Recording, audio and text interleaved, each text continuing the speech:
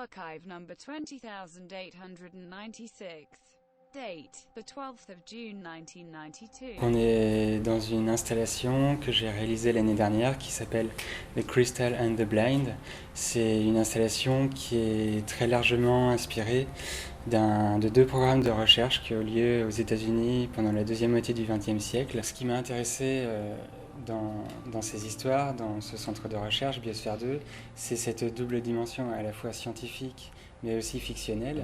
Je suis allé là-bas, dans le centre de recherche, pour faire plusieurs choses. La première chose, ça a été de faire des images, des photos, des vidéos, de faire des prélèvements aussi sur place d'éléments, de minéraux, des végétaux, des prélèvements de bactéries aussi, de micro-organismes qui peuplent encore le lieu. Et également, l'idée était de collecter toutes leurs archives, et notamment les journaux de bord des équipages qui avaient participé aux deux missions qui se sont déroulées donc, au début des années 90. Et ces journaux de bord, ils ont constitué un corpus de textes auquel j'ai ajouté et mélangé des grands récits de science-fiction, des grands récits issus de la littérature et du cinéma d'anticipation. Et tout ça, donc, pour moi, composait la mémoire du lieu, avec cette double dimension à la fois scientifique, réelle, documentaire, cette base d'archives, et cette base d'imaginaire et de récits de science-fiction.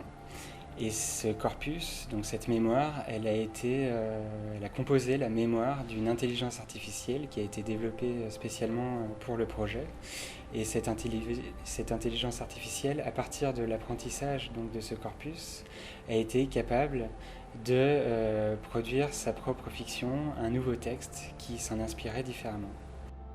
Et à l'intérieur de l'installation, on a un deuxième élément très important qui est donc une écosphère. Donc cet objet qui a été créé par la NASA au même moment, qui a été ici recréé pour l'exposition et qui est plongé donc, dans ce dispositif et qui est soumis à l'analyse de différents de ces paramètres qui sont en quelque sorte ces constantes vitales. Donc on recueille la pression, la température et l'activité des organismes qui le peuplent.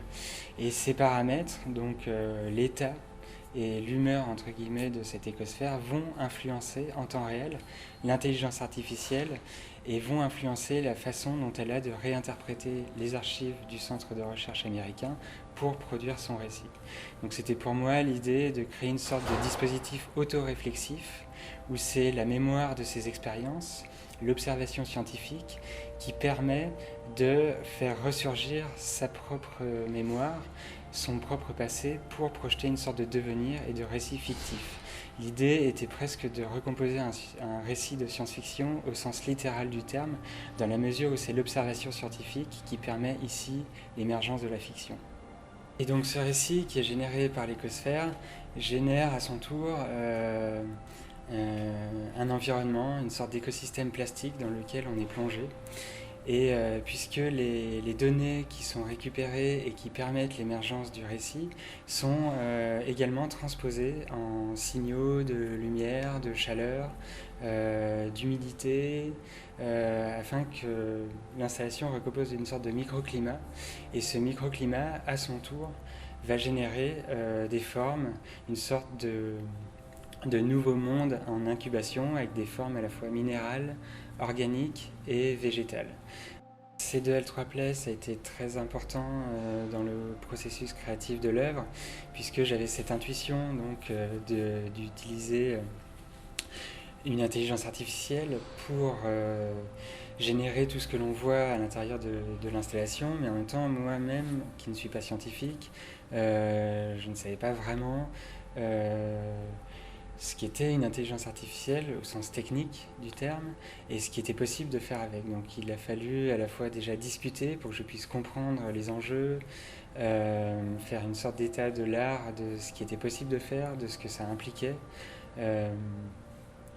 pour que moi j'ajuste à la fois ma proposition en termes conceptuels mais aussi techniques et de faisabilité. Donc ils m'ont accompagné dans cette démarche et après ils ont été présents tout au long, quand je dis il, c'est le laboratoire Numédiaire à Mons, en Belgique, qui m'a accompagné donc à la fois dans la réflexion conceptuelle et technique de l'œuvre, mais aussi qui a donc réadapté, réécrit un programme d'intelligence artificielle spécifique à l'œuvre. Tout ça, donc c'est un programme qui tourne ici dans l'installation et qui permet justement de produire donc un récit que l'on va entendre, qui va être imprimé et donc qui va générer à partir d'archives ses propres archives.